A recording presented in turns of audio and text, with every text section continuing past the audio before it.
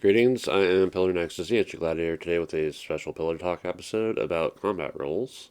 At least the concept that runs through my imagination and has bled over into at least two of the games I've been working on.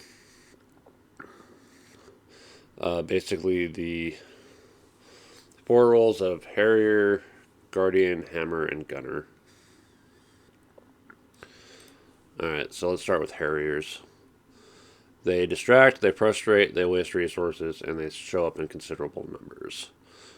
Uh, However, they're weak, and they tend to have like no armor. That said, they're fast and they often work in the close to mid range.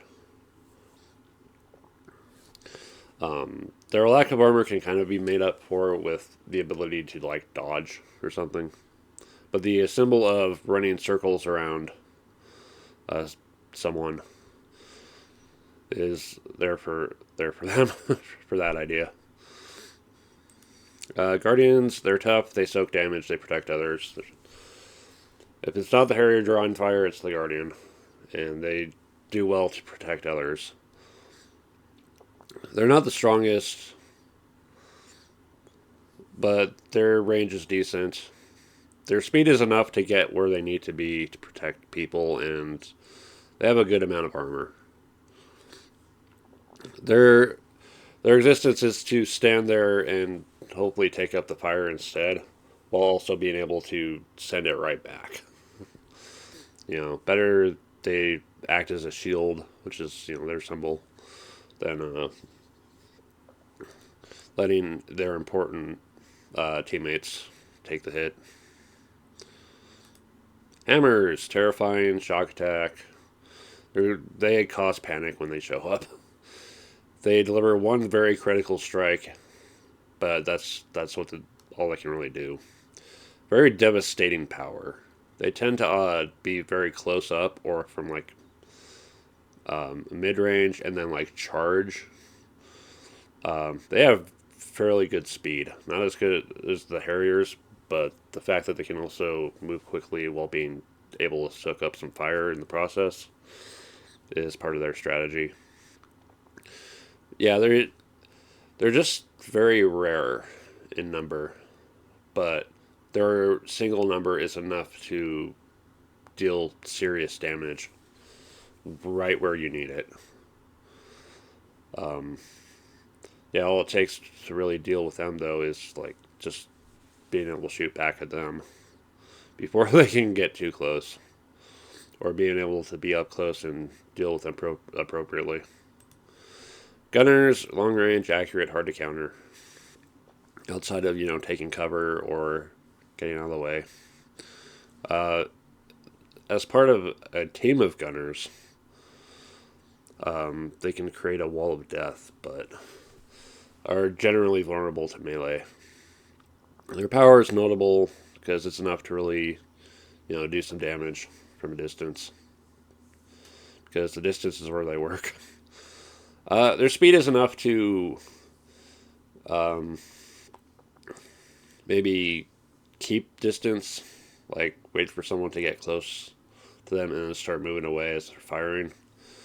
They have a little bit of armor. Um, they're they can take some damage, but not too much. They're better off than the Harriers, at least.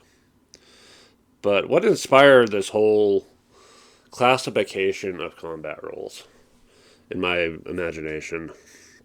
Part of it was reading about some other analysis regarding the Monsters of Doom 2016, the board game, which I kind of miss having, and I'm halfway tempted to go looking for again. Um, for the Harriers, we have the lightweight imp, which tends to show up in groups of three and likes to move up, get in their shot, and then get out. And they die easily. The heavier weight Harrier is the Revenant. Both of these can dodge as their potential um, Hell Rune reaction, or Hell Rune defense. Revenant's very quick and very much a gigantic pain in the butt to deal with. Guardians, the lightweight Guardian is the possessed soldier. Tend to show up in groups of two and do decently at shooting. So they kind of overlap with the gunners at that end. The heavier weight Guardian is the Baron of Hell, which tends to act more in a close combat capacity and is just generally tough. The Hammers are kind of overlapping with the Guardians and being tougher, but because there's fewer of them when grouped, it isn't quite nearly as effective. The Pinky, which can charge, and it's just kind of tough. But there tend to be more of them than cyber demons. um, the cyber demon is probably it's Doom. It's going to be the toughest son of a bitch in the game. So, but the cyber demon kind of overlaps with the gunner approach, the attacking from long range, but they also have some devastating close up abilities, I believe. And then finally, the gunners. The lightweight gunner is the Cacodemon. I always pronounce them Cacodemon. It's weird, but as much as they operate well at range, they do have a devastating up close emergency attack of Chomp. Yeah. And then the heavyweight gunner is the Mancubus with its long range devastation. But I believe that one also has this kind of aura effect of special to just burn everyone that's just up too close to it. But yeah, this is my kind of mental ideas regarding those combat rules and such. Yes, there can be overlap, but that's generally how I kind of sort out um, the entities in the games that a couple of games I've been working on.